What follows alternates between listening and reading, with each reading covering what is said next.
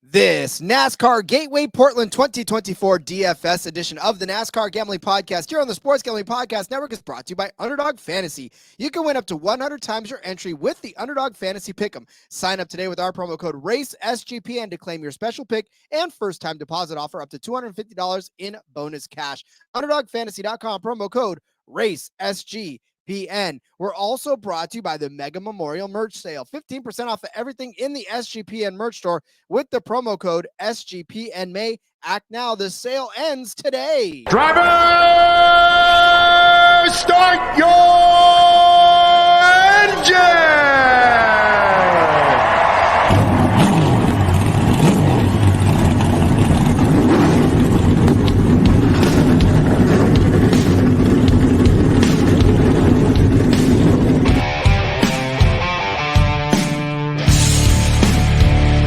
Strap in and pull those belts up tight as the Sports Gambling Podcast Network presents the NASCAR Gambling Podcast. I'll wreck my mom to win a championship. I'll wreck your mom to win a championship. With all the news and the best bets for your NASCAR weekend. It refrains me from not beating the out of you right now because you ask me stupid questions. But since I'm on probation, I suppose that's improper to say as well. If you could talk about racing things, we could talk about racing things. Now, here are your hosts, Rod Villagomez and Cody Zeeb.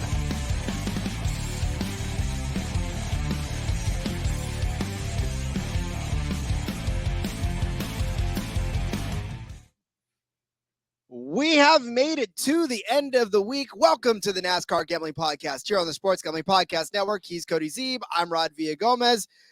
It is my favorite episode of the week, Cody, mainly because it means it's Friday already, and that means we're that much closer to racing. However, I do enjoy talking DFS, fantasy altogether, because that was my first love, Cody. Betting became the mistress that stole me away from fantasy, but I still have much love for my original first love. Yeah, 100%. That's how I got to the betting side of things too. Was first going through, the DFS side of things, being in the fantasy leagues and stuff, and then it leads right into betting because hey, fantasy is a gateway to betting, I guess. But yeah, absolutely love it. It's Friday. It's always a good thing. We're close to the racing weekend now. Trucks and Xfinity tomorrow on Saturday. And then, of course, Sunday we'll have the Cup Series as well. So excited to talk all three today. And again, a little bit different because you've got Trucks and Cup over at Gateway on the Oval, Xfinity on the road course there in Portland. So shakes things up, makes it a lot of fun. Happy to be here on a Friday, Rod. Yeah, it's definitely one of those fun weekends too, because when you have the two different disciplines, I always like it because it's kind of a break. It's not three ovals in a row. It's you get a road course and then you get two ovals, but definitely intrigue. And of course, handicapping and putting DFS into play, much different in these instances because obviously with the truck race going on and it being a road course race, the Xfinity being a road course race, we're going to talk about it a little differently. And then we're going to talk about the trucks and the Cup Series a little differently as well. So, again, a lot of fun to break these down, a lot of fun to be able to talk about it. So if you have yet to check out the betting episodes, of course, as we always tell you, if you're brand new to the show, betting episodes are essentially this, but we're just breaking down our favorite bets, talk about some drivers that we don't normally talk about on DFS, and sometimes vice versa. We'll talk about drivers here that we don't talk about on the betting episode, but that doesn't mean that we don't like a bunch of drivers. We just are choosing a different criteria for fantasy purposes and for underdog purposes than we do for betting. So make sure to go back and listen for a little more in-depth on that as well. Yeah, exactly. It gives us an opportunity to talk about different guys, and a lot of these guys we're going to talk about. Some of them we do play some bets on, right? But a lot of them, not really a great way to bet on them, but doesn't mean that based on their salary, and it's a numbers game, based on their salary in DFS, based on what they can do for you, makes them a good value play for fantasy. So all the things can combine, of course, for the best info. But yeah, this is our opportunity to highlight some other guys that otherwise don't get talked about. I think that's why I like the fantasy aspect of it too the most, is that it doesn't have to be a concrete finishing place. It doesn't have to be this one driver's finished better than this driver. It's just, can they get you the most possible points on a DFS day? And more often than not, that's what you're basing everything off of. It's not, can you finish a top 15? Can you be the winner of this group? Can you win this race? It's can you score me the most points possible at your price range? So I love that. Yeah, exactly. You nailed it. Bingo. Bingo, bango. All right, we're going to start talking DFS for you, but let's first tell you about the college baseball tournament, which starts today. Noah Beanick has you covered with the college baseball experience. Plus, hop in the college baseball bracket contest for a chance to win a $200 SGP and gift card. You can sport a sexy-looking T-shirt like the one they've got on. Could be NBA, could be college experience, could be a racing gambling podcast T-shirt. We would love for you to do that as well. Head over to sportsgamblingpodcast.com/bracket to get into that contest. Plus, take that newly earned merch store card and run it over to the merch store where we are running a mega Memorial Day merch sale. 15% off of everything in the merch store using the promo code SGP and May.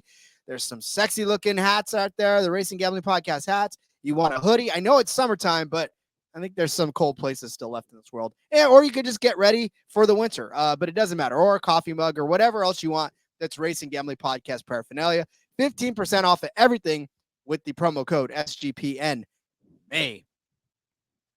All right, Cody. So as we always do, especially when all three series are in action, we started to go away from just sort of focusing on one series and just giving you a building block out of all three series for this one. So as we said earlier, the trucks will be at the oval at Gateway with the Cup Series drivers. So they too will be able to just run around this oval and partake in that specific one. It's a Toyota 200.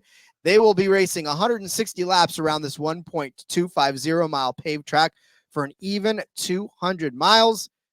We talked about it in the betting episode. We do believe that there will be two drivers that will be duking it out, but that doesn't mean they're still not good value. Oh, three, you're right. Don't forget about my guy, Ty Majeski. Boy, I still think we need to get you checked for that. I don't know if you came down with something in the middle of anything, but yeah. But again, so there's a few drivers that are going to be duking it out. But I don't think, yeah. So we'll kick into my pick first here. I'm gonna dive down the board a little bit. Rod, I gave him an honorable mention yesterday, but Michael Waltrip's son, Daniel Dye. Unofficially Michael Waltrip's son, disclaimer, but I'm pretty sure that it's true. Anyways, Daniel Dye, $6,000, Rod.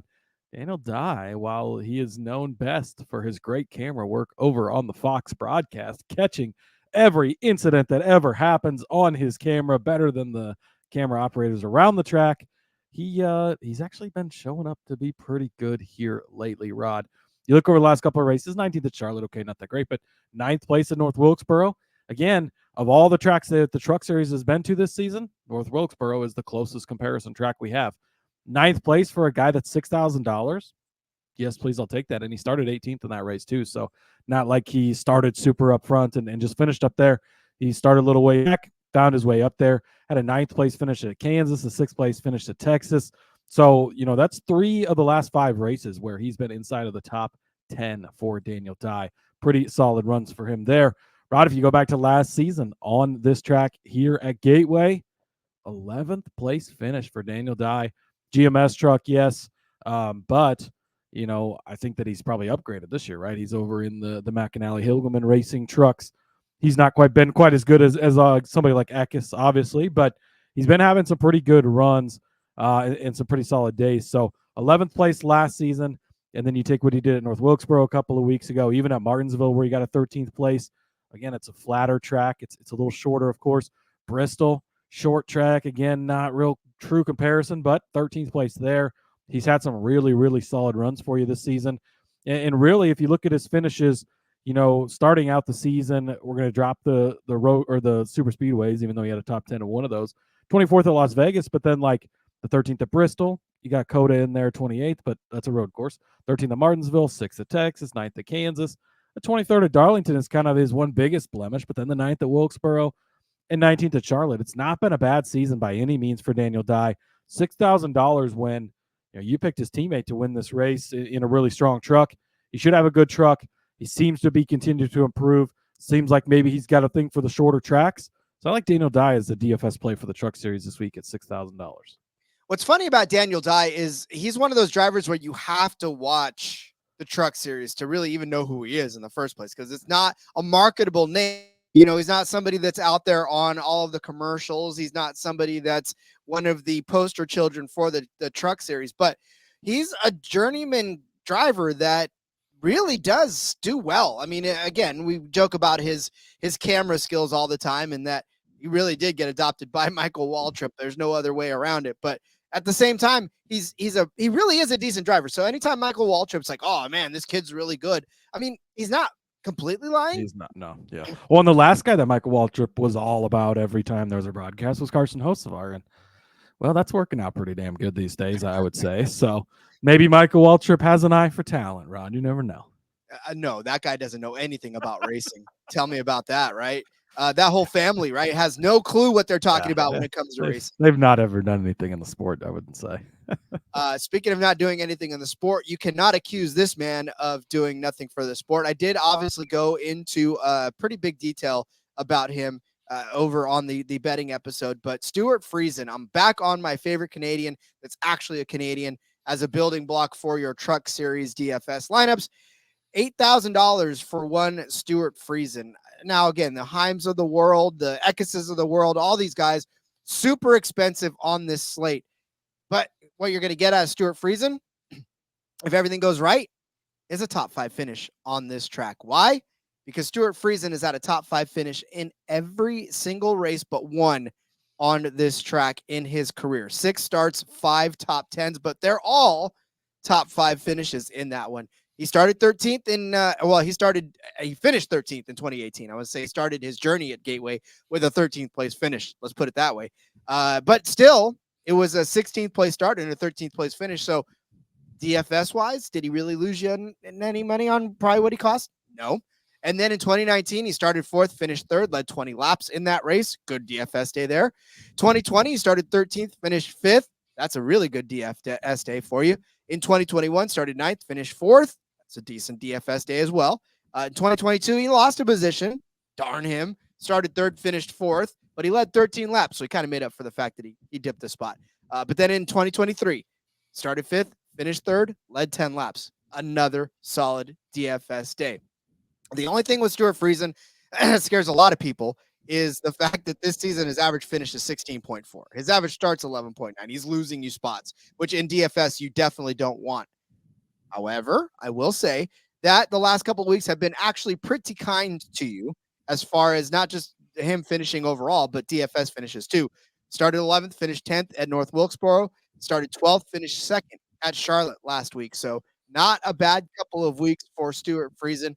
Hopefully, what we're hoping for here and what we're hoping for too in the betting episode is that he finds a way to remember that he can get around this track and that he can turn in a good day for you and a good finish, because a good finish kind of is what you're after. I'm not really concerned where he starts. Hopefully he ends up finishing in the top 5, which means that he'll get you a good day. And if he does start somewhere in the mid-teens, that if he climbs his way up there, that's even more points for you in the end. So Stuart Friesen, building block, $8,000 for this Truck Series episode.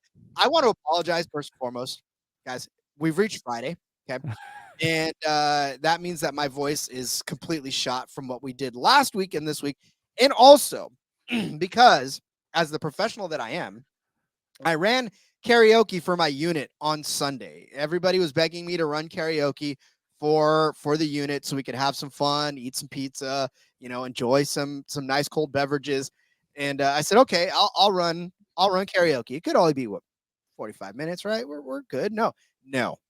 4 hours of karaoke. Oh my God. I didn't sing the whole time, but I was running. So I was talking and singing for about 4 solid hours. So my voice hates me right now at the end of this week. I'm hoping to rest it by the time it's all said and done. Yeah, for sure, Rod. You're going to need some nice warm tea this weekend, get some throat drops and chill.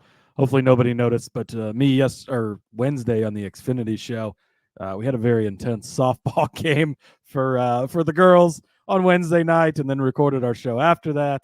And my voice was definitely a little hoarse then. So happens to the best of us, Rod. And I'll try and talk more the rest of the show so you don't have to. No, that's okay. I'm good. It's just 4 hours of karaoke was a lot more than I thought was going to happen. So especially after, and last week we had a shit ton of episodes. Yeah. Yeah, that's my lesson to not to just say no. Like, hey, I'm good, guys. Go ahead. I'll let you guys Cody sign says, up. "Hey, let's do all these extra episodes." Yeah, sure. Let's go. All right, let's get into more of our building blocks for DFS. But first, let me tell you about Underdog Fantasy.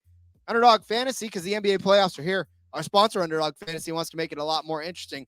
Underdog Fantasy is the easiest place to play fantasy sports. Playing their pick'em game, it's as simple as selecting higher or lower on player stats like points, rebounds, assists, and of course, so much more. You can make entries in just basketball if that's what you want, or you can mix and match across your other favorite sports, just like our racing, where you can pick better than or worse than the finishing position, the projected finishing position of each driver. You can win up to 100 times your money. It's a ton of fun. Underdog's available all over the map.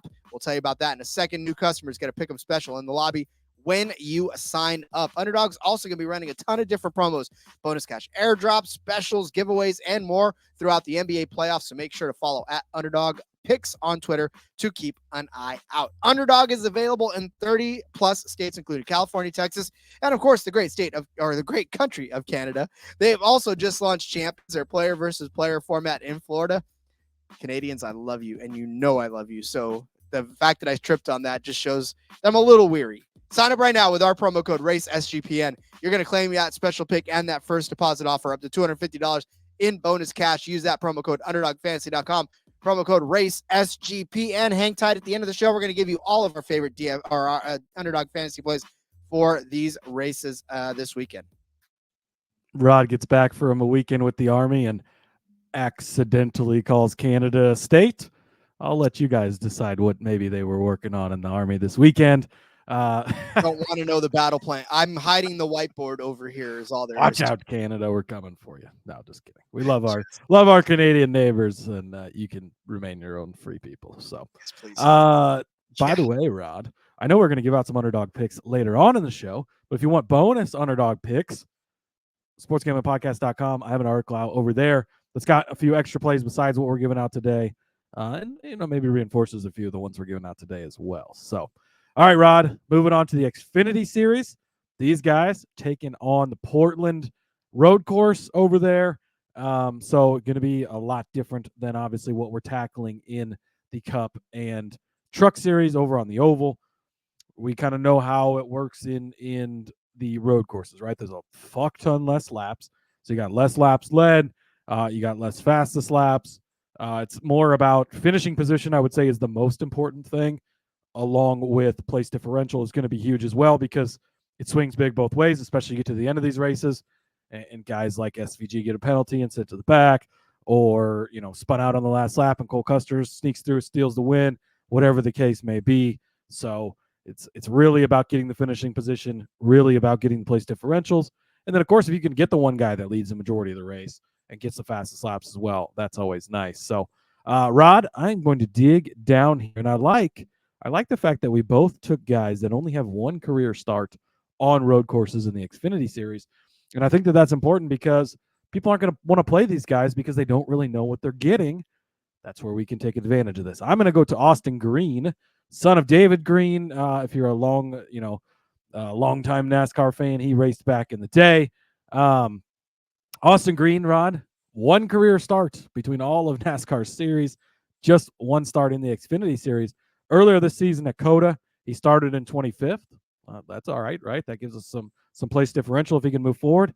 He finished in 7th place, Rod. Great day for the young Austin Green. That's exactly what you're looking for from him again. You want him to not start very well. The farther back he starts, the better, because that's more place differential points he can get for you.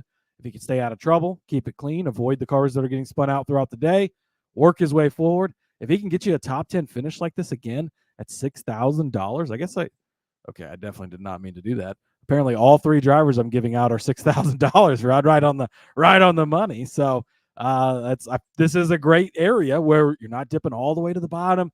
I try to avoid those guys all the way at the bottom a lot of the times, but you come up just a little bit right here and you get Austin Green. People are going to be like, what the fuck is this guy? Never heard of him because he's only started in one race. They're going to click on his name and see he's only got one start. It's going to scare them off. Obviously, they should look a little further into it because it is a road course and he finished well.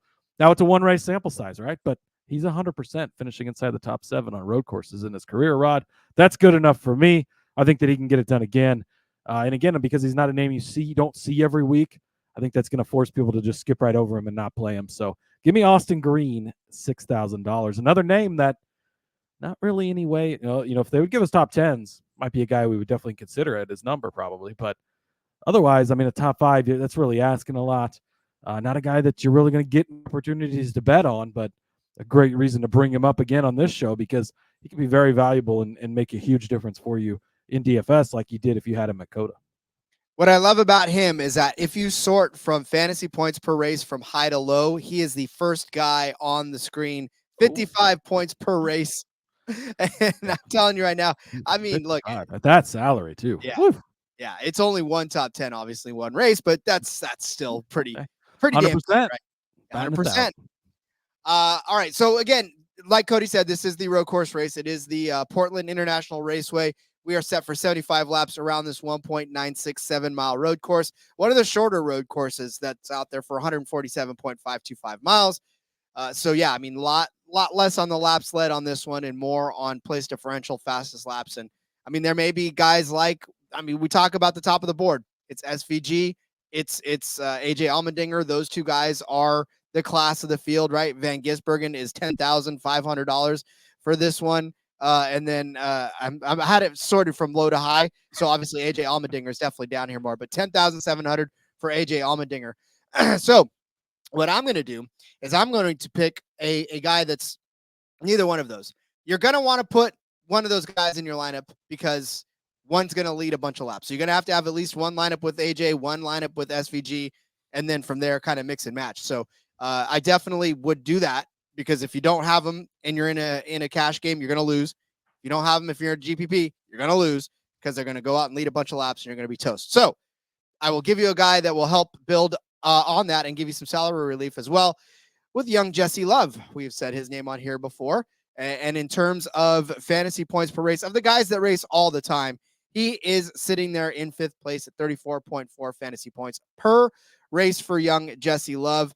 And really, like Cody said, I mean, especially with Green, this is a guy that is not necessarily known for road course racing because he's only had one road course race in his Xfinity career. He's only had 12 races in his Xfinity career altogether. So for him, maybe people are like, well, okay, we know he's been doing well, but how can he do on a road course? Well, I'll tell you right now, if he does anything like he did in Austin, you're going to be sitting pretty. He started 14th at Coda and finished in 6th place for a great day. In fact, he got you 25 points on that occasion.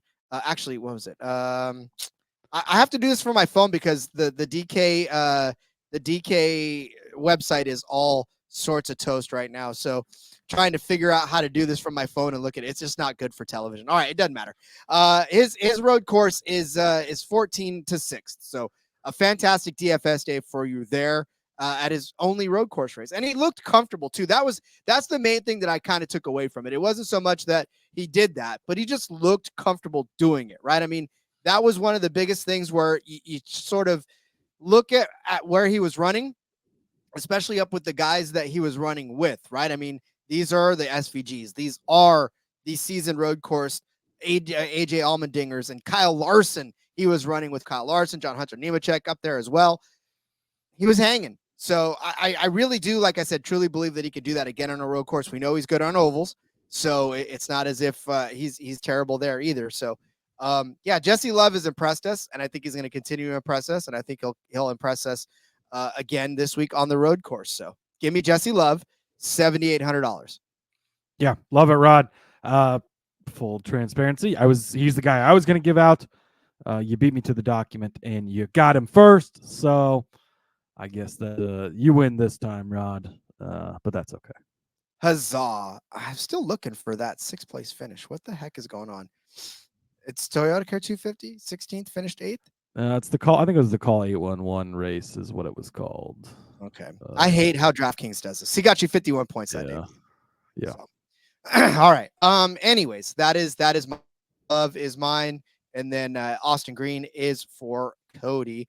All right. We will give you our cup drivers, our cup building blocks in just a second, but let's tell you first about Rhythm. If you're betting on NBA player props, you need to download Rhythm. Rhythm gives you a menu of the best player props for every single NBA playoff game, making it easy to go through and find the best props to put your money on in seconds. Rhythm's predictions are backed by over 3 years of data and a team of data scientists and quants that focus on fine-tuning our algorithm to give you the best shot at winning. Rhythm pairs its predictions with player prop graphs to help you feel even more confident in your picks, which you can use wherever you normally place your bets or DFS picks. From superstars to bench players, Rhythm finds the best player prop lines, all backed by AI data without you needing to endlessly scroll a sportsbook. Rhythm also allows you to create your own custom NBA models, so you can get AI-backed money line, spread, and total picks for every playoff game. Start a 7-day trial and start winning your NBA player props with Rhythm, available wherever you get your props. You never realize how much you rely on certain things until you don't have them. So I don't normally look at my phone while I'm doing the show because I've got a million different screens in front of me. So like having to look at my phone and try to concentrate, I'll never do that again to you guys, because for me, that's hell. I can't do it. I don't know how anybody does it. I don't ever look at my phone either, Rod. But you have, but you have your stuff on there and you're used to that. Like, not me. I don't normally do that. Yeah. So I don't have fancy monitors like Rod. I just have the one. And of course I got the trusty paper notes here that I do love. But most everything else I just look at my phone for, because it's 2024, Rod, and that's what the kids do these days. It is. All right, let's move over to the Cup Series, where we go to the Enjoy Illinois 300, where we are set for 240 laps around this 1.250 mile paved track at the World Wide Technology Raceway at Gateway in Madison, Illinois, for 300 miles. This is a real 300-mile race this week for the Cup guys. Almost as long as the Coca-Cola 600, Rod. It's only going to be, 74 miles short of it. So, it's pretty close to being the longest race of the entire season. So, shout out to NASCAR for that, I guess. Or what did they get? Yeah, it was 374 they got, right? So, Well, anyways, don't get me started again, Rod. I'm sorry. Okay. I didn't mean to crank the wheel up there. $6,000 once again. This is the range I'm hanging at. This is the lucky range this weekend, $6,000. I'm going to go with Ricky Stenhouse Jr. Rod, you look at his finishes here at Gateway, 32nd and 32nd. He has not finished very well at Gateway in the past, Rod, but not indicative of how he has run. He was actually a top 10 contender in both races at this track. Things happened in both races, and he did not get good results, which could hurt your DFS day for sure. But, Rod, if he runs in the top 10 again or near the top 10 again like he has been the last couple of seasons and things don't go wrong, third time is a charm, right? Ricky Stenhouse Jr. could be the guy that makes the difference. If people look back at just his results, they're going to say, oh, shit, he's not been good here. And they're going to want to pass up on that, which is fine. Let them pass up on that. Now, he had a 31st place finish at Charlotte last week, but race was cut short. We had top 10 bet on him that I think would have had much more of a chance had we gone in the night like we were supposed to, but that's okay. If you look back at what he's done the rest of the season, it's not been bad finishes for Stenhouse. Again, he doesn't need to be in the top 10 every week. He doesn't need to be in the top 5 at only $6,000. Just get you some nice, solid results. 23rd place at Darlington is not bad. 16th place at Kansas is not bad. Rough day at Dover where he finished 35th. 4th place at Talladega. Obviously, that's a super speedway, but 23rd at Texas. He's had some really good finishes. 21st at Phoenix, probably the most comparable track that we've been to this season. To Gateway here is Phoenix, where he had a nice, solid run. You go back to last season at the end of the season, 23rd at Phoenix again there. You go back to Richmond in the fall race, 17th place there. Again, that's another very comparable track. 18th at New Hampshire, which I think is the most comparable track that the Cup Series goes to, for another strong run there. Looks like he wrecked out of the early Richmond race last season, but some very, very good runs on these shorter, flatter tracks, which again, even though this is a little bit bigger, it still races like a shorter, flatter track. Ricky Stenhouse Jr. just got that contract extension a couple of weeks ago, got to punch Kyle Busch in the face, so he's got that going for him. It only costs him $75K to it really, I mean, if you got enough money and it only costs $75K to punch Kyle Busch in the face, he's probably got the most punchable face in the garage, really. I mean, if we're being honest here. So I don't know that Ricky really got that bad of a deal, Rod. But Ricky Stenhouse Jr., a driver that I like a lot this weekend, because again, I think that he's run really well here. The results just haven't quite lived up to it. And I think that we could get a nice, solid, strong day from Ricky Stenhouse. And he could score quite a few points for you. Hopefully he'll start a little farther back, work his way forward, and have a good, strong day at $6,000. That'll allow you to spend up more and get those Martin Truexes, the Denny Hamlins, the Christopher Bells at the top of the board here. Instead of a dunk tank or a kissing booth, you get a punching booth with Kyle Busch. So that's $75K. People that would pay that. I'm sure they would. They would definitely line up with their $75K. Like, who to make the check out to? Yeah, definitely. Well, okay, for me, I'm going up a little bit more. I'm going to spend up into the Ty Gibbs range.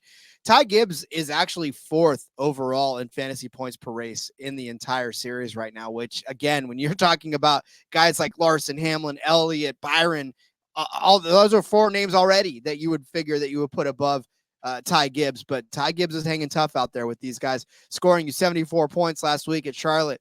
He got you 100 points in the All-Star Open. Woo, what a big day for that. I mean, I get that doesn't mean much, but I'm sorry, 55 points in the Coke 600, 35 in the All-Star race, 89 in the All-Star Open. I'm looking at laps led. I finally got it up on the screen now. I finally managed to get DraftKings up, just for the record. I think they did fix their stuff because the mobile stuff wasn't working before for like the statistics, but those are working now. So yeah, they seem to have addressed their issues. Oh my God, it's ridiculous. So, and then of course, 64 points out there in the Goodyear 200. So he's been scoring you consistently good points. And when you look at his finishes too this season, 5th at Vegas, 3rd at Phoenix, 9th at Bristol after starting 19th, 3rd at Austin, 3rd on the road course. Couple of other good days lately too. And that's really what I'm kind of banking off is the momentum that he's kind of built over the last couple of weeks. Like I said, Darlington, started 4th, finished 2nd, a good day there. He led 34 laps in the process, 74 laps he led at Charlotte. I don't know what we would have gotten out of that one if that one would have been able to finish, but he did get you 55 points there altogether on an $8,300 salary. We think Toyota is going to be good in this race. We think that Gibbs is going to be good in this race. He's been on this race or this track only once in his career. He started 15th, finished 20th. So, I mean, it's not the best, but he probably wasn't that much that day either. So he probably got you pretty decent return. Now though, with a almost a full season now under his belt, as far as just being able to stretch his legs and get good finishes, I think he's there. I think he's going to have a good day today. And I think the price that you're paying for him is good comparing to some of the other guys that are out there. He may not lead you the laps that the guys like Hamlin or Larson may, but he may. And if he does, then that's a bonus, you know? Yeah, he absolutely could. I love Ty Gibbs this week, Rod. Spoiler alert, he's in the article that I wrote. We're not going to talk about him in the underdog section today, but he is in the article, so make sure you go over to sportsgamblingpodcast.com, check that out. Love Ty Gibbs. I think that this track sets up so perfectly for the JGR drivers, the Joe Gibbs Racing drivers. It doesn't set up well for Hendrick, who has really struggled here. And so, yeah, I think the Ty Gibbs at that price break, too, from where his teammates are. Remember early on in the season, Rod, when he started to go off and it was like his price ballooned so much. It came back down after that little bit of that sophomore slump that you jinxed him into. And now he's coming back out of that with some really strong runs here lately. So $8,600, I think, is a great price for Ty Gibbs. And again, enjoy it while it's this cheap, because someday we'll look back on these days very fondly. Yeah, and be like, remember the days when he was under $9,000? Yeah, he was under $10,000. You're gonna be like, yeah, for 6-time champion Ty Gibbs, it's gonna be cridge Pepperidge Farm remembers. All right, so let's go over. Get out your pen and paper. We're gonna go over the DFS plays, the DFS building blocks for this. Cody started you out with Daniel Dye as the truck building block at $6,000. Just remember that number, because everybody that Cody gave you is $6,000. I gave you Stuart Friesen at $8,000 as my truck building block. Cody gave you Austin Green as his Xfinity building block for, you guessed it, $6,000. I gave you Jesse Love at $7,800 as my Xfinity building block. Cody gave you Ricky Stenhouse at that's $6,000 too for his cup building block, and I gave you Ty Gibbs at $8,600 to be my cup building block. Let's move over to the underdog fantasy portion of this show. Remember, if you sign up with our promo code RACESGPN, you're going to get that first deposit bonus up to $250, and of course that special pick that you get for it. How do you play? Underdog Fantasy? Quite simple. They give you a finishing position that they project the driver to finish at. You think whether or not it's going to finish better or worse than better, meaning they're going to finish obviously better, right? So if it's a 10th place projected finishing position, are they going to finish in 10th place or better, or worse than, which means 11th place or worse? So quite simple. You can do that up to 5 times. Watch the multiplier jump up and select how much you want to put on it. And again, watch yourself winning a ton of money at the end of the race. So Cody, who is your first driver for the, actually there's only, spoiler alert, there's only Cup guys up right now. So we even waited till later than normal to record this too. Yeah. I mean, it's Thursday evening as we're recording this. That way we can get it out for Friday morning for you.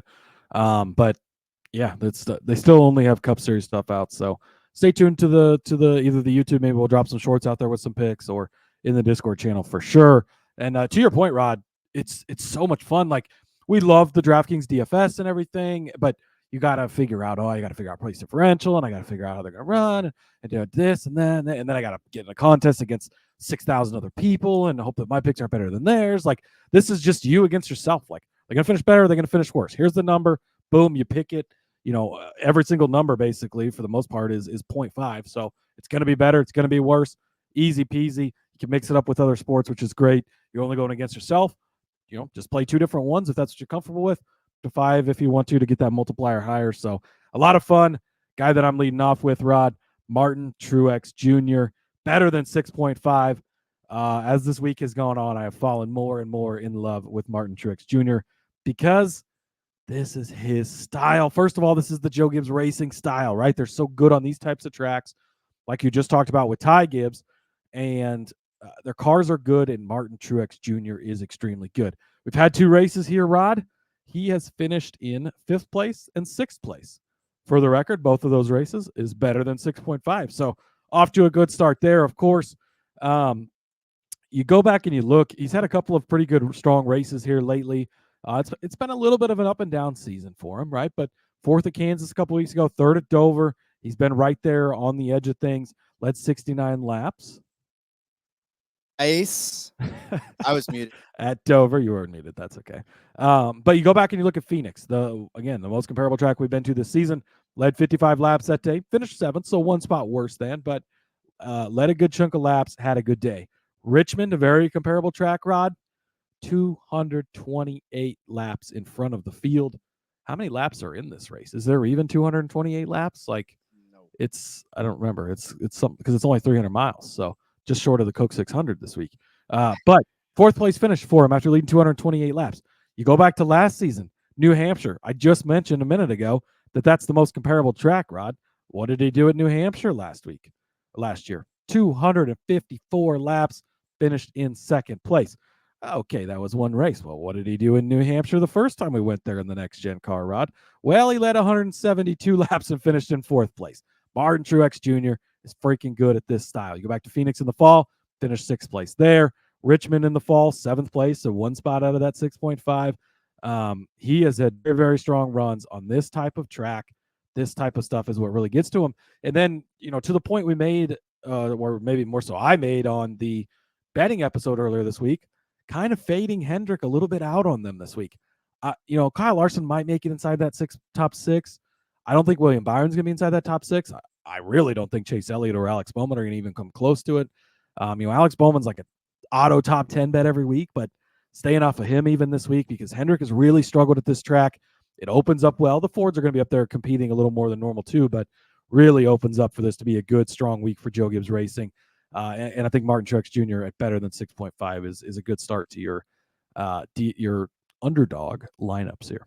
Yeah, I agree. Martin Truex Jr. And that's the guy that is going to either be all in front for the whole race or he'll wreck out. So hopefully it's the first because, Truex, he's going to be gunning for that. He's due. I think he's really due, in fact, for a good finish, if not a win. So definitely a win gets you up there. He hasn't won in a while. Man, is that potentially that New Hampshire win is his last win? I can't remember. I believe it was because he hasn't won. It's been a drought. It's been a while. Yeah, it looks like New Hampshire last season was his last win. So he's getting close to being a full season without a win. So he's gonna be a guy to keep an eye on. Hard to keep a guy like him down. Speaking of hard to keep a guy down, how about Kyle Busch? I would have probably taken this had the finishing position been even higher on this one, but I absolutely love this as a top 10 finish. So his finishing position is set at 10.5. Kyle Busch is going to get a top 10 finish on this track. Like Cody said, we've only been on this track twice in the Cup Series career. Trucks have been here all the time, but Cups have only been here twice. Kyle Busch has finished second and finished first in this race. He led 121 laps of last season's race on this in the 8 car. Now, in the 18 car, he finished second, right? Started 12th, led 66 laps, and finished second. But, Rod, you say Kyle Busch has suffered on some hard times. I understand. I get it. He has. And for Kyle Busch, for him to not be up in the front every single week fighting for a win seems like a highly disappointing situation, not just for him, but for his fans. Whatever 3 of them that are left after Ricky Stenhouse landed that or glanced that right cross on him. But listen, this season so far, he does have 5 top 10s in 14 starts. All right. Some of those include a 9th place on the road course. I get it, but a 9th place at Texas, 4th place at Dover, 8th place at Kansas. So at least 2 of his last 4 races have been top 10 finishes at the very least. And I mean, think about it. Darlington, okay, he finished 27th, but he definitely picked up some bad juju on that one, right? He started 11th. In Charlotte, I don't know what could have happened. He finished 15th, but I don't even know. You have to toss that out altogether. He very easily could have rallied for a top 10 finish had that race gone on longer. So, again, still not quite half, right? 35% of the races he's had a top 5 finish, but you got to toss out the 12th at Atlanta, the third at Atlanta, 12th at Daytona. You got to toss out a couple of other races that don't really matter much to you. But again, on this track, you're really hoping for Kyle Busch to remember that he does well on this track and that he can get around on this track and that he's the driver that he is. I would think that the Ricky Stenhouse punch would have woken something up in him.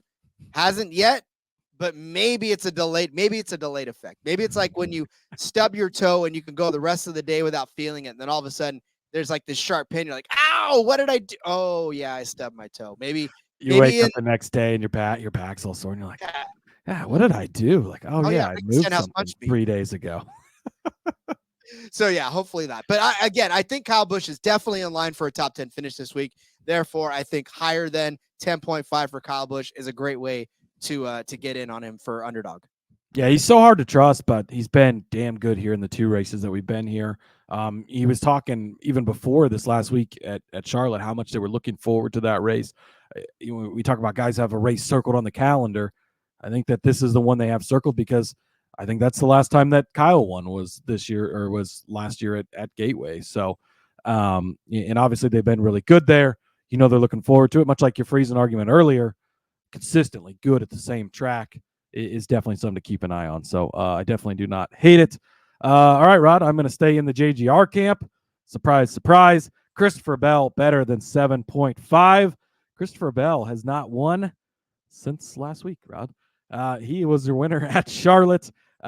Big win there for Christopher Bell. But Christopher Bell, it's been up and down for him a little bit over the last few weeks. But big win last week. I think that maybe will help them get the momentum. Kind of a weird way to win a race, right? But he could have won the All-Star race. If you remember, he was on the inside of Joey Logano. I picked him at 9-1 that week, and he was right there. He had a chance. Got a little rough and then ends up with a bad finish. But 6th place at Kansas, which was not bad.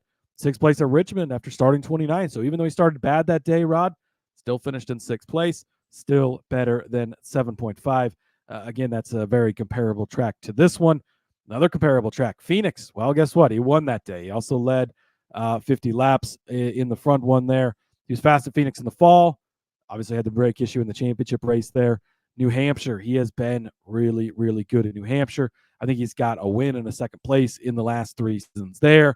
4th at Richmond last spring as well. So, again, it's very much the same argument as Martin Truex Jr. The Gibbs cars are going to be fast here. I expect Bell to be good. Now he's got a couple of wins under his belt. He's actually locked into the playoffs.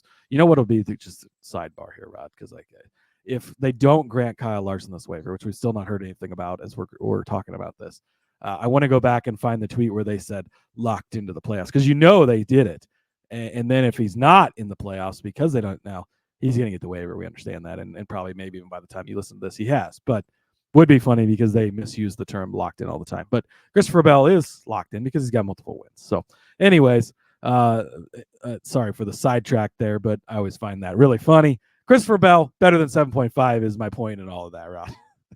Well, I mean, listen, the interns over there, they definitely love to use that term locked very, very fast and loose. So we just like to put them back in their place every single time they do it. All right. I guess my optimism has risen back up again because I'm picking all better thans this week. I didn't mean to, but I guess I'm looking at the sunny side of life lately, and I'm looking at the sunnier side of life for one William Byron. Look, William Byron suffered through 2 terrible weeks at Dover and Kansas, where he finished 33rd and 22nd, but has bounced back to look more William Byron-esque, more William Byron-y. The last couple races where he finished 6th and 3rd at Darlington and 3rd at Charlotte. Once again, he led 49 laps at Charlotte. We don't know what could have happened if we'd have run the whole 600 laps, or 600 miles rather. So I guess we'll just have to take that with a grain of salt. However, William Byron's number is set at 8.5. His finishing position is projected to be 8.5. I'm taking the better than on this one. On the 2 races that he's been on in this track, finished 19th in 2022, but I will give him a pass. I mean, I know that Kyle Busch finished 2nd, and I said that was a great solid day, but I'll give William Byron a pass because that was the first time on this track. That was the Cup Series first experiment on this track. So, again, we're not saying Hendrick was that great on it, but the year after, right, in 2023, got things figured out, finished 8th. Where this is really at 8.5. I know we're not high on Hendrick, but I still think of the Hendrick drivers, Byron will probably have the best finish because that's just the way it's been pretty much all season long. 9 top 10s for him in 14 starts, right, including 5 top 5s and 3 wins. Where else has he had success?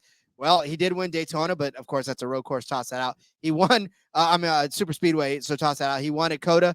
That's a road course. Toss that out. But he finished 7th at Richmond, 1st at Martinsville, 3rd at Texas, 7th at Talladega, and then, like I said, 6th at Darlington and 3rd at Charlotte. So, guy's just fast. He really is. And he's been running well the last couple of weeks. He's been staying toward the front the last couple of weeks, which keeps him out of trouble, right? Other than Dover, where he started 3rd and crashed out, finished 33rd after 329 of the 400 total laps of that race. But, it's kind of weird to think that Byron is in the 8.5 range and not somewhere in the 5 range. But if he's, if give me those 3 free spots, I'll take them. So give me William Byron better than 8.5. I think that's probably a good number on him, Rod. 8th and 19th in his 2 starts here.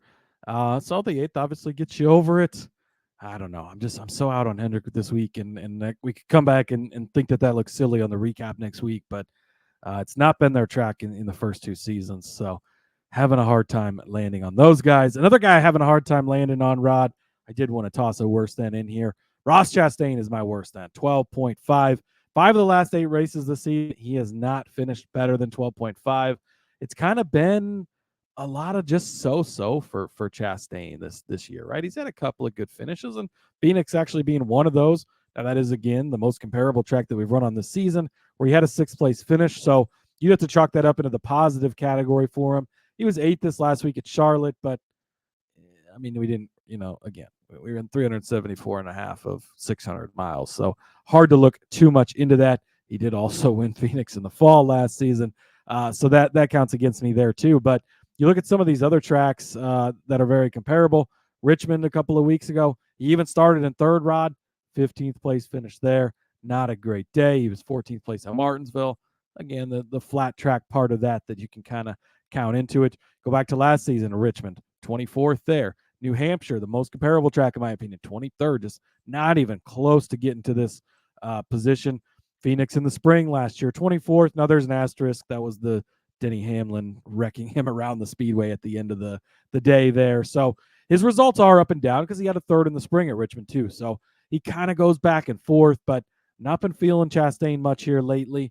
And I think that Chevy in general not going to be quite as good here. I know you made the case for Kyle Busch. I know that he's been good here, but it's been much more of a Ford and Toyota track these last couple of seasons that we've come back here.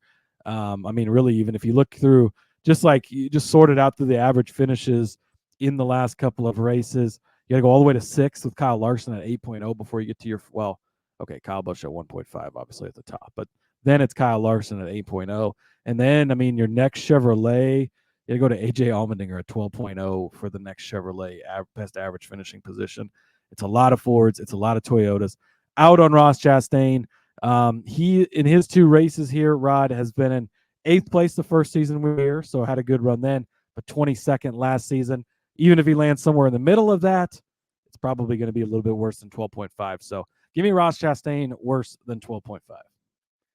Yeah, it's sad. I mean, as much as we want to be on Ross, he just hasn't had that spark. And I don't know what it is. Maybe Ricky Stenhouse needs to punch him too. Well, maybe that'll be next on his list. But yeah, Trackhouse seeming to kind of lag behind just a little bit here lately. So I think that they just need to find something, and I'm sure that they will, and they'll get back on it, and we'll be very impressed by Chastain at some point later this season. But I think that for now, I'm just out on him. I think what we need to do is we need to come up with the merch idea for I need to be punched by Ricky Stenhouse. That's what we need. Like, I need to be punched by Ricky Stenhouse. That's my take. Somebody who doesn't need to be punched by Ricky Stenhouse to do good, and that's Denny Hamlin. His finishing position is projected at 5.5. The only reason that I kind of took Denny Hamlin in here is because I don't know that we really talked about him too much over the course of the betting show. I think because the betting episode, we couldn't really take him because of his numbers. Yeah, so such a favorite. Made it hard. Yeah, it's definitely difficult to get in on him. So 5.5. Okay. Denny Hamlin's won 3 races this season. He's finished in the top 5 in 6 races this season. In the 2 races that he's been in here, he finished 34th in the first race, but that's, he crashed out of that. Well, I don't think he crashed, but he had a very terrible day, but he did start in 6th position. So definitely good for him there. But he figured it out on the second time around and finished runner-up on this track after starting in 3rd place. Denny Hamlin in the first race finished stage 1 in the top 5. Didn't finish stage 2 in the top 10, but still, it's Denny Hamlin. I mean, I almost feel like I don't have to make too much of a case for this, knowing that it's Denny Hamlin and that we know how good Denny Hamlin can do. Finished 5th last week at the Charlotte, not quite 600.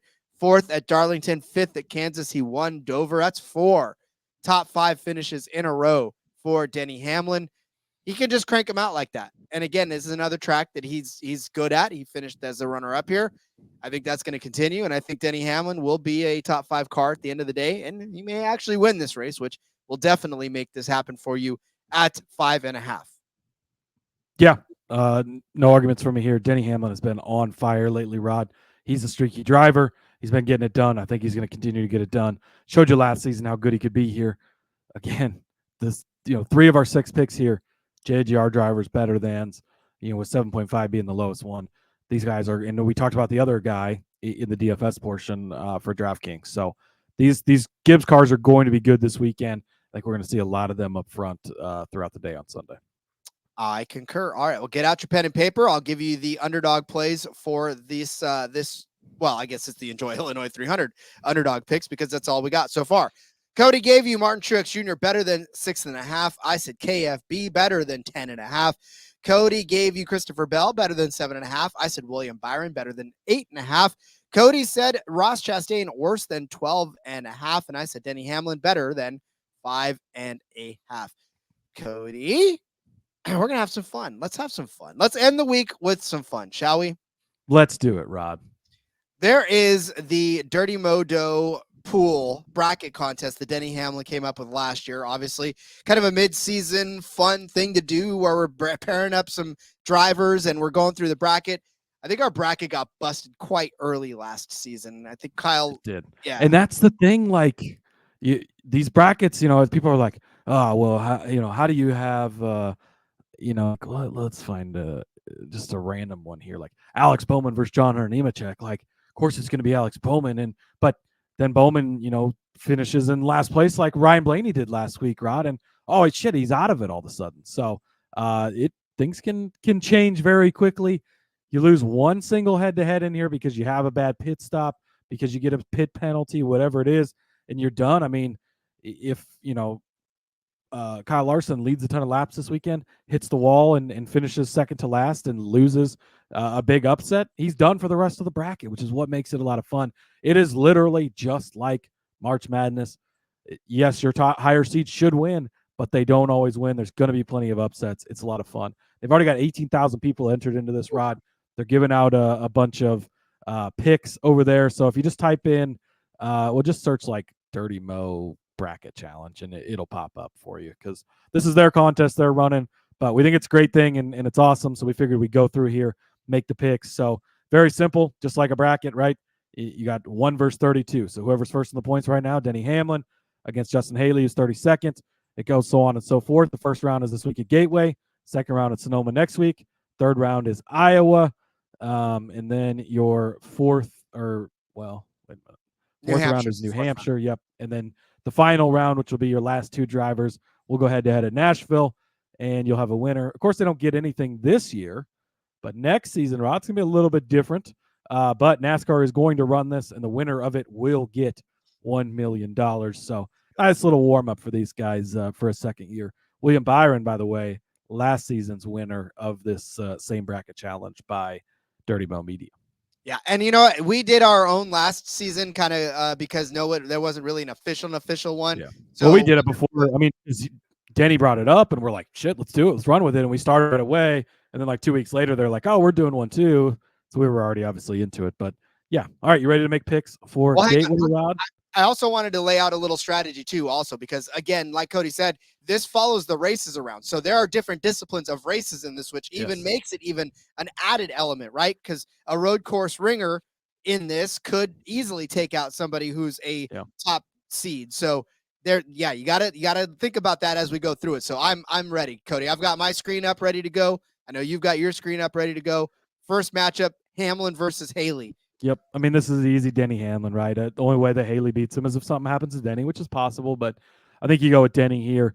Then it's, I would assume you're also going Denny.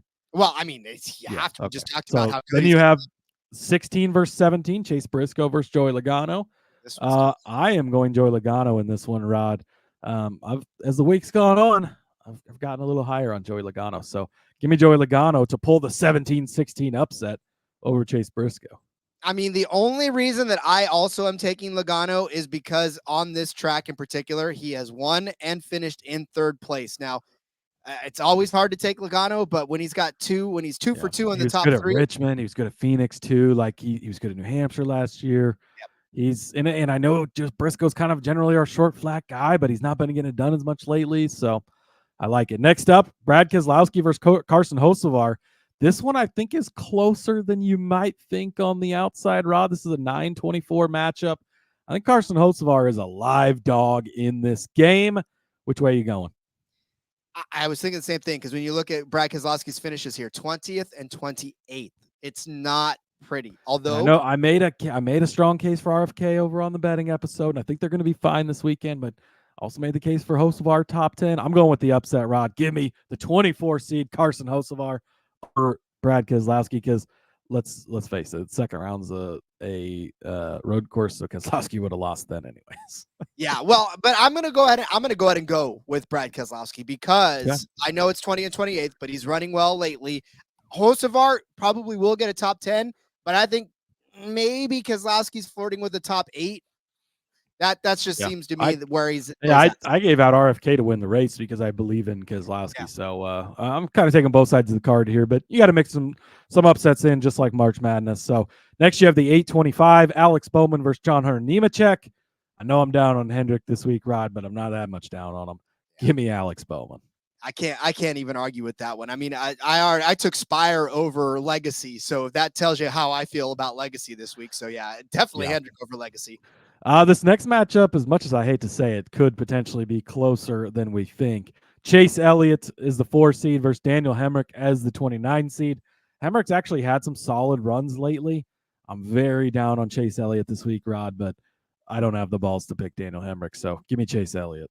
I want to see the person that does have the balls to take Daniel Hemrick. I don't. Like you. I don't have the balls to take. I mean, Can Chase get caught up in something early and have this cash? We saw it happen last That's year. the thing. Like, that's the thing about too, when you pick some of these upsets, like there is going to be random guys that wreck or have a loose wheel or a bad day or get caught laps down for whatever reason. Like, that's going to play into some of these upsets that you're never going to see coming, because just like in basketball, like a lot of times we don't see the big upsets coming, and Cinderella takes over, and that's how it is. So, all right, Bubba Wallace, the 13 seed versus Austin Cindric, the 20 seed. Rod, I know I made a strong case for Toyotas this week. I like some Austin Cindric at Gateway. He's been good. Give me the upset. Austin Cindric takes down Bubba Wallace, the 2013 seed. You are nodding your head. I think you might agree with that one. I don't know if I agree with it or not, because I made a pretty strong case for Bubba to be a top 10 car, and I'm not quite sure that I can follow that logic all the way through to Austin Cindric. So I got to go with what I said. I won't take the upset. I will take Bubba Wallace. There you go. All right, next up, the 12-21, Ryan Blaney versus Noah Gragson. This one also a little bit tougher, I think, than maybe it shows on the surface. Rod, which way are you leaning on this? It's sad because I'm not taking too many upsets, and I feel like maybe that's just because I'm high on some of these other guys. Blaney, Rod Chalk Villagomez over here. I think that's how it's going to have to go, right? Blaney, 4th and 6th place finishes on this track. A couple of solid runs on him, so give me Blaney. As much as I want to take Noah here, just because of how good he's been to us this season, I think Blaney's going to show up and be good this weekend again. We talked about Logano being pretty good. I think that Blaney's going to have that as well, especially coming off of a horrible shit race last week for Blaney. They had the tire issue and obviously finished last place. So, although I was right with Noah Gragson because they were both back there. But yeah, give me Ryan Blaney as well. 528, William Byron versus Ryan Preece. This one's not even close, Rod. William Byron is the easy one here. I'm not calling for an upset in this one. Yeah, can you imagine if Preece does beat Byron in this one? I just got done telling you Byron's probably going to be a top 8 car, so Preece is not. Again, shitting on Hendrick, but not that much. So Truex versus Austin Dillon. Again, this one's not even close. It's Martin Truex Jr. 18 seed here, Chris Buescher versus Daniel Suarez. This one's also not close for me, Rod. Give me Christopher Buescher. Well, you do love yourself some RFK right now, and I'm so high into the RFK lately. It's kind of scary. Yeah, and right now we just talked about. Wait till they buy that third charter and Noah Gragson's racing for him next year, Rod. Oh, baby. I got to go with you on Buescher because Trackhouse, we just talked about it, is not really having a good run right now. So speaking of Trackhouse not having a good run, 10 seed Ross Chastain versus Michael McDowell. Today feels like a good day for the 34 car, Rod. Michael McDowell over Ross Chastain. Give me the 23-10 upset. Michael McDowell, a 9th place finish on this track last season, a top 10 run for him, average finish position of 22.2, but 2 top 10 finishes in 3 races for Michael McDowell. I go with you with the Michael McDowell upset of Ross Chastain. Tyrone Gibbs versus Eric Jones. Again, this one's not even close. Give me Ty. That sucks because I want to pick an upset at some point, but just they're not leading me there. And the next one too. It's not this next one either. Kyle Larson versus Corey LaJoie. Love you, not Corey. All about Kyle Larson. Kyle Busch versus Josh Berry. Some would argue Josh Berry's good at this type of track. I would not be one of them, Rod. Give me Kyle Busch. Christopher Bell versus Todd Gilliland. Gilliland's been impressive here lately. And Bell has a tendency to not always finish races, so that could come into play. But I do like Christopher Bell here in the 11-22 matchup. Yep, me too. Same thing. Kyle Larson, Kyle Busch, Christopher Bell, and then of course Tyler Reddick. You got Tyler Reddick over Ricky Stenhouse Jr. as the 11-6. I think is the 627 rather. I think is the way to go. So now we'll move on to round 2. Rod, Sonoma, road course racing. Joey Logano not good at it. Denny Hamlin also not good at it. They are paired up here. Give me Denny Hamlin though. Still, I think he's gotten better at qualifying really well, and then just kind of holding track position. So I think he'll get the better of Joey Logano and move on to round 3. Well, we know Gibbs are as good at road courses too. Truex always comes through. Kyle Busch, when he was a Gibbs driver, always good at Sonoma as well. Yeah, it's got to be Denny Hamlin here as well. So my next matchup, I think, is going to be different than yours, but I've got Carson Hocevar as the 24 seed against Alex Bowman as the 8 seed. Bowman, a really strong road course guy, so he is going to go ahead and take the win in this 8-24 matchup. I believe you've got Alex Bowman versus Brad Keselowski. I do, and I still take Alex Bowman in this one because, like you said, Keselowski struggles, especially at Sonoma. Yeah, exactly. So next up for me, Chase Elliott versus Austin Cindric, a 420 seed. This is actually a fairly tough matchup. Cindric is very good at road courses. That's really where he shows up to play. But in the next gen car, Chase Elliott has more top 5 finishes at road courses. I know he doesn't have any wins, Rod. More top 5 finishes at road courses than anyone else. Give me Chase Elliott over Austin Cindric, the 4 over the 20. I mean, we used to say that it was the Elliott and Larson show on road courses, so there was no, picking anybody to beat Elliott on a road course is definitely subject to your own mockery. I have Elliott over Wallace because look, Bubba's average finish here is 24.4. He's not great at the road courses. Not great at Sonoma. So next up, I have got Ryan Blaney versus William Byron. I think you have the same matchup. I do have the same matchup. You have the same matchup. It's William Byron. I mean, he's obviously really bloomed as a road course racer lately. Blaney, not a bad road course racer by any means, but Byron has become one of the more elite guys. So I think he moves on here. I mean, it's just like his Hendrick stablemates. It's the same difference. So yeah, got to take him there as well. Yep. Next up, I've got Martin Truex Jr. versus Chris Buescher. I believe you have the same matchup. Martin Truex Jr. fucking loves Sonoma. He cashed a 35-1 for us last season. You were there in person for that to see it. So yeah, this round is chalky as fuck, Rod. But hey, that's how it goes. Give me Martin Truex Jr. over Chris Buescher in the 2 over the 15. How in the world can you not take a guy that's won on this track and has been so good? So yeah, so fucking, especially at Sonoma. He's not great at all the road courses. If this was a different place, maybe I'd definitely consider Buescher because Buescher's a great road course guy. But it's Truex. I could see Buescher. I think he finished second here a couple of seasons ago when Suarez won. But give me Truex for sure. Next up, I have got Michael McDowell versus Ty Gibbs. Is that your matchup, Rod? Or is yours a little different? That is my matchup. Yep. Okay. McDowell, a very good road course racer, but so is Ty Gibbs. This one has actually got me pausing, Rod. Which way are you leaning? I was gonna say, do you want me to tell you what I'm going with? Yeah. What are you doing? I'm going with Michael McDowell, and I do that with a little bit of trepidation. However, the last 2 finishes for Michael McDowell at Sonoma, 3rd and 7th, believe it or not. Ty Gibbs on this track, 1 start, 6th place start, 18th place finish. Yeah. He'll probably get it figured out, but he likes other road courses better than he likes Sonoma. So give me Michael McDowell. Yeah, I agree. I'm going to go with McDowell. McDowell is so good at road courses. He's got a ton of top 10s in a row. I think that could be the upset there. And but very potentially this round or this little bracket part right here, you could have Michael McDowell versus Chris Buescher both moving on as the 15 and 23 seed to the next round. That's not how he did it, but could very possibly be that. And that's a pretty big upset kind of going into the next round if it were to go that way. Kyle Larson versus Kyle Busch, Rod, is who I've got next. I believe you do as well. Yeah, that's tough. Larson is so good at Sonoma, though. I mean, the results haven't necessarily been there because he had that really stupid call 2 seasons ago, but you got to give me Kyle Larson at Sonoma. So 2023, Kyle Busch finishes in 2nd. Kyle Larson finishes in 8th. 2022, let's see. You got to scroll all the way down for Kyle Busch. Yeah. And Larson probably. And Larson, both of them. Yeah. Larson had the pit thing, and then the tire fell off, and it was a disaster. 30th. In 2021, I was there for that one. Kyle Larson wins. Kyle Busch finishes in 6th. This is going to be a very tough one. However, if I guess we're going to go with what's going on this season, you got to take Kyle Larson in this one. Yeah. Give me Larson. Then I've got Christopher Bell versus Tyler Reddick. I think this is a pretty tone as well, but I'm going to just go chalk this round and give me Tyler Reddick the higher seed because he has been one of the better ones at the road courses. And yet, yes, but for me, I feel actually no, he's bad at Sonoma. Yeah, he's bad at Sonoma. He's really bad at Sonoma. Sonoma's like his one bad road course. All right, Christopher Bell pulls the upset, 11-6. Yeah. Yeah, I like it. All right, 3rd round, Rod. We're at Iowa. We're down to the Elite 8 at this point. I don't think you can say that because it's trademarked, but we're not doing it for anything monetarily, so I think it's okay.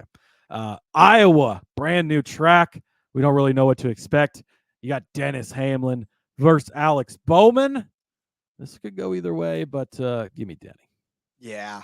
This is what happened last year, though, too. We were like, oh, man, we gotta pick against Denny at some point, right? Like, no, we don't. And it's starting to get really chalky here, Rod, but it's so hard to pick some of these bigger upsets. I don't know. I like the process of how we got here, so I think we're sticking with it. Yeah. Next up, I've got Chase Elliott versus William Byron. Is that your matchup as well? That's mine, too. I know what I'm taking. Yeah, it's Willie B. I mean, Yep. it's got to be. Yep. So because Chase Elliott's just sufferings this year. Yeah, Martin Truex Jr. versus Michael McDowell again. Staying jockey here. Give me Martin Truex Jr. And then is that your matchup as well there? Yeah, I got McDowell? McDowell and Truex. Jesus, we have way too many. This is getting bad. And It's then Kyle Larson. Together. I know. It's Kyle Larson versus Christopher Bell. I want to take Christopher Bell just because, Larson's going to get bounced at some point because he's going to have a bad race, but he just got done testing at Iowa. You think Cliff Daniels is not going to have that car on a fucking line like Logano last time at Wilkesboro there? It's going to be Kyle Larson again in this. Move on. And we've now got the 1, 2, 3, and 5 seats, Rod. Oh, what the hell? Oh, Jesus. I hate this. Is stupid. But hey, this is our gut reaction. We're doing this live. We did not do this a different way. So Here we are. The final 4. Denny Hamlin versus William Byron at New Hampshire. We just got done comparing this track to New Hampshire. Give me the JGR car. Denny Hamlin, the 1 seed, moves on. And Martin Truex Jr., the 2 seed. That's what I said. Are we gonna have Hamlin? It's gonna be 1-2, go all the way through. There's gonna be upsets in this, and that's what makes it fun. But I don't know. That's how I see it going. Give me Hamlin and Truex in the finals, Rod. Is that what you have? I mean, I'm trying to figure out how to. Where can we go back and where can we go back necessarily, but how can I figure out where to deviate from the 1-2? Because I'm trying to see where are they going to lose is the thing. So Denny at Gateway versus Justin Haley. That's clearly Denny. Yeah. Then you go to Sonoma against Logano. That one is possible where it could happen because neither of them are very great at road courses, but Denny's been better. Then you go to Iowa. It's a brand new track. It's this sort of style that they're good at. It's a Richmond basically. Should we have taken Logano over Hamlin, and that way in Iowa we could take Logano because Logano's good at all the new stuff. You could see it happening. I'm just leaving it how it is, Rod, but I don't know. So then who is it between Denny and in Nashville? Nashville. I feel like whatever you take, I'll take the opposite side of it because I don't want her to have completely the same bracket. But Nashville's not necessarily that. Give me Truex with the upset. You want Truex with the upset at Nashville? Yeah, that's fine. That's fine. You know why? Because you get Denny Hamlin winning the Denny Hamlin bracket, and I'm telling you, nobody's going to take this more seriously than Denny Hamlin does. For the record, and submit picks. He's going to know. He's going to know exactly who he's matched up against and where they're at the entire race because he can be talking about it on his podcast every week. 1,000%. Yeah, this dude's locked in. So okay, I've got Hamlin winning the Hamlin bracket. He didn't win last year. Who won last? William Byron, you said. That's right. Yeah, William Byron won. I forgot how far Denny made it in that one. I feel like he made it pretty far. NASCAR has confirmed that it has received the waiver request from Hendrick Motorsports. So apparently they have waited to submit it until now, Rod, on Thursday. We're recording this. It's 9:00 on Thursday evening. That doesn't make any sense. Oh, well, maybe it's like that homework assignment that you sat there and waited and you knew you had until Friday to turn it in. And you were like, I'm okay. It's getting close to Saturday. Or Friday. I should probably turn this in. Yeah, exactly. I am sharing the link for the pool in the Discord right now. Obviously that's going to be yesterday when you listen to this, but you can go back and get that if you're looking for it.